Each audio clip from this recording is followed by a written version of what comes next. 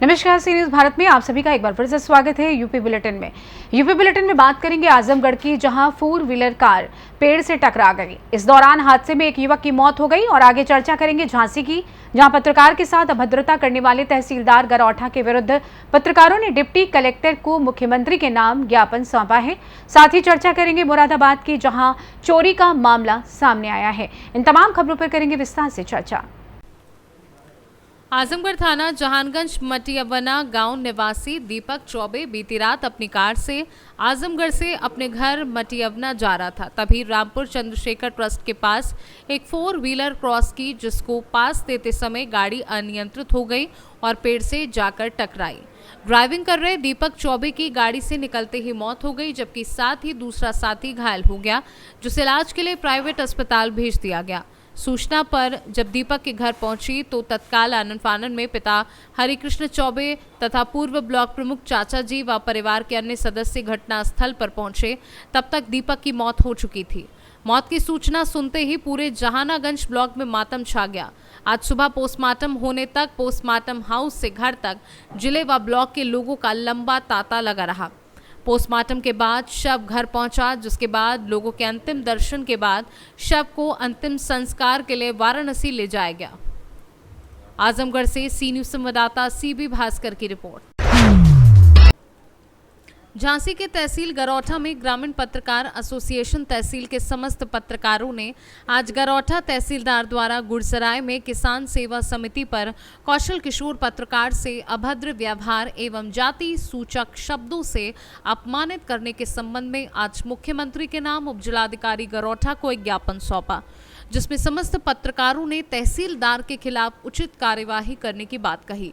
वहीं उत्तर प्रदेश शासन के मुख्यमंत्री योगी आदित्यनाथ से इस संबंध में जल्द बड़ी कार्यवाही करने की मांग की। वहीं ग्रामीण पत्रकार एसोसिएशन के तहसील अध्यक्ष राजेश सिंह परिहार ने कहा कि अगर इस संबंध में पत्रकार के साथ जल्द न्याय नहीं होगा तो मीडिया के लोग इस संबंध में आगे की रणनीति बनाकर जिला स्तर पर धरना करने को मजबूर होंगे। इस मौके पर वरिष्ठ पत्रकार कुंवर रामकुमार सिंह, राजेश सिंह परिहार, राजीव परमार, संदीप श्रीवास्तव सहित कई पत्रकार मौजूद रहे। क्या नाम है आपका? मैं मिलन परिहार, जिला संवाददाता हूँ, ग्रामीण एसोसिएशन का सदस्य हूँ। आज हम सभी साथी, हमारे पत्रकार साथी कौशल किशोर के साथ 23 नवंबर को एक मंडी समिति में खाद वितरण के दौरान तहसीलदार मदन मोहन गुप्ता द्वारा अभद्र भाषा का प्रयोग कर, जाति सूचक शब्दों का प्रयोग कर प्रताड़ित किया गया। थाना अध्यक्ष गुस्सा ने भी बताया कि पत्रकार बंधु हैं तो बोले ऐसे पत्रकार बने रहते हैं। तो मैं माननीय तहसीलदार महोदय को बताना चाहता हूं कि आप लोगों के जो कार्य को दिखाता है वो पत्रकार ही है। आप अगर पत्रकारों के साथ ऐसा व्यवहार करेंगे तो लोकतंत्र का चौथा स्तंभ अगर अपनी कलम रख देगा तो आप लोगों को ना कोई तहसीलदार समझेगा, ना आप लोग कोई उपजिलाधिकारी समझेगा, ना आपको कोई जिलाधिकारी मानेगा। क्योंकि पत्रकार की ही कलम से प्रतिदिन समाचार पत्रों एवं इलेक्ट्रॉनिक मीडिया, सोशल मीडिया के माध्यम से आप लोगों की खबर प्रकाशित की जाती, तभी आपको समस्त जनता जानती कि हमारे जिलाधिकारी महोदय, तहसीलदार महोदय, उपजिला। आज आपने किस संबंध में उपजिलाधिकारी महोदय को ज्ञापन दिया?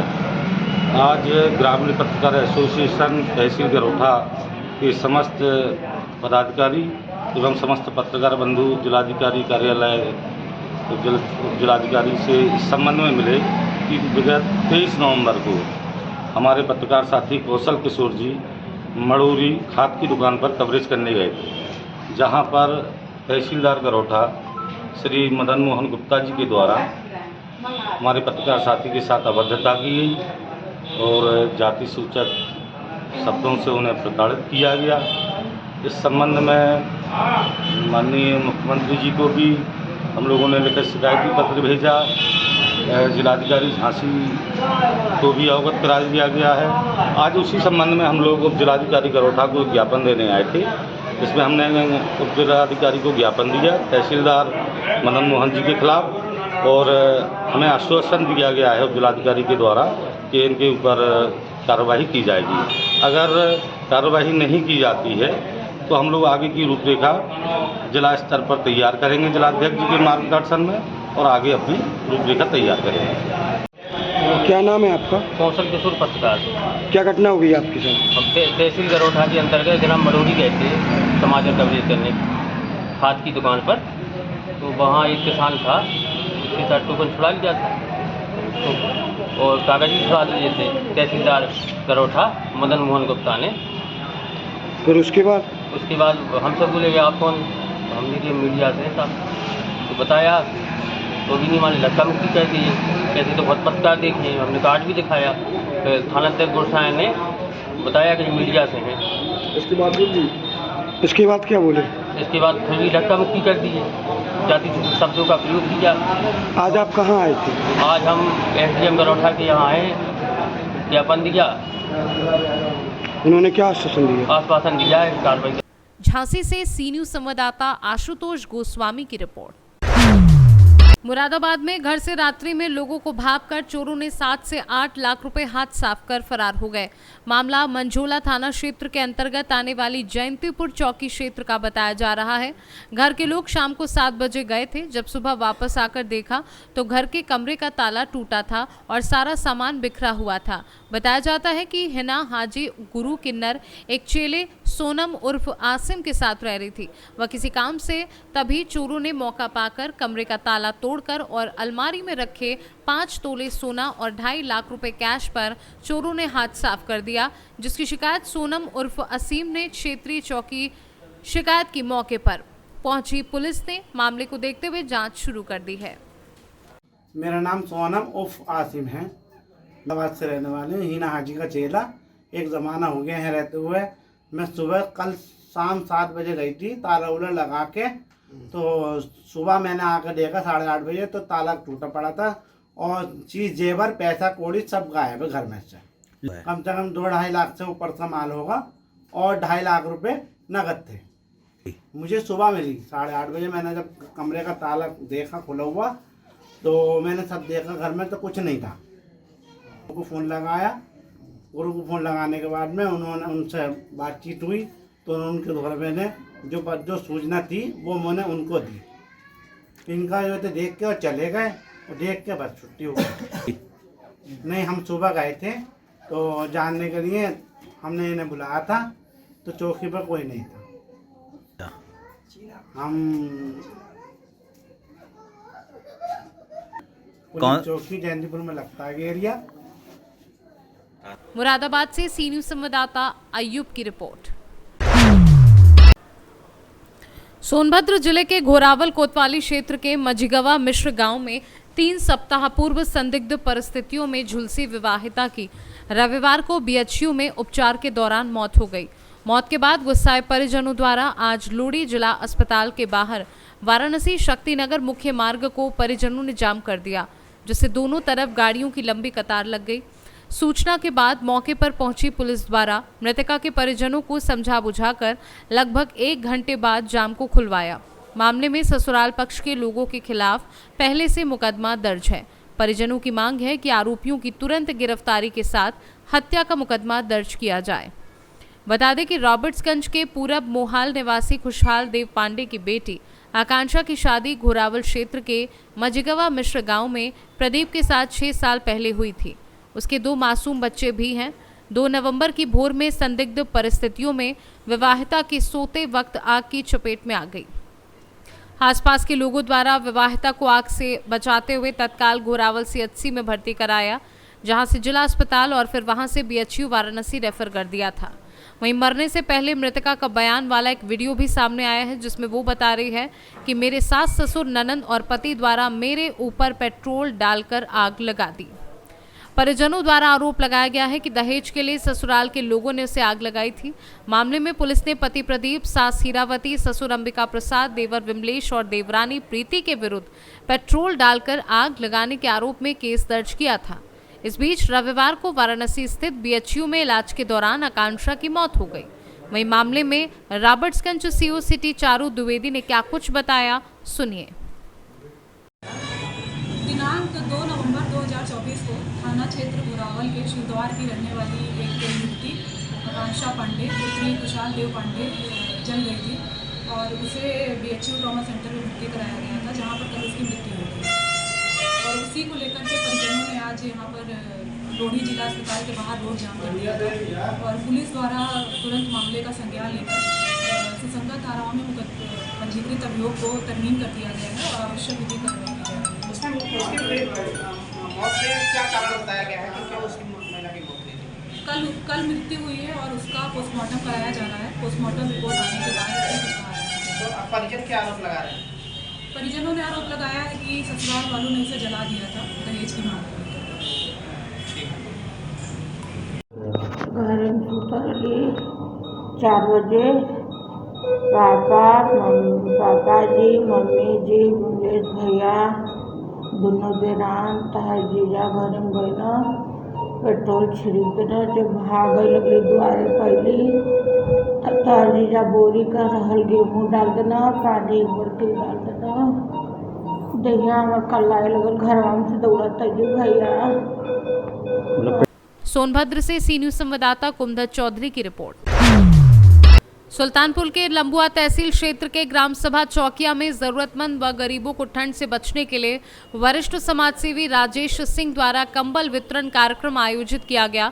समाजसेवी राजेश सिंह ने अपनी मां सुशीला सिंह के कर कमलों द्वारा गरीब और जरूरतमंद को कंबल वितरित किया, जहां कंबल पाकर जरूरतमंद व गरीबों के चेहरे खिल उठे। गांव के गरीब और जरूरतमंदों में 501 कंबल का वितरण किया गया। कंबल वितरण समारोह कार्यक्रम लाल साहब सिंह के आवास पर किया गया। कंबल वितरण के दौरान समाजसेवी राजेश सिंह ने कहा कि गरीबों व असहायों को मदद करना मेरी नियति में शामिल है। ये प्रेरणा माता पिता और भोले बाबा गुरुजनों व समाज सेवियों से मिली है। सर, आज आपके सानिध्य में किस तरीके का कार्यक्रम का आयोजन किया गया?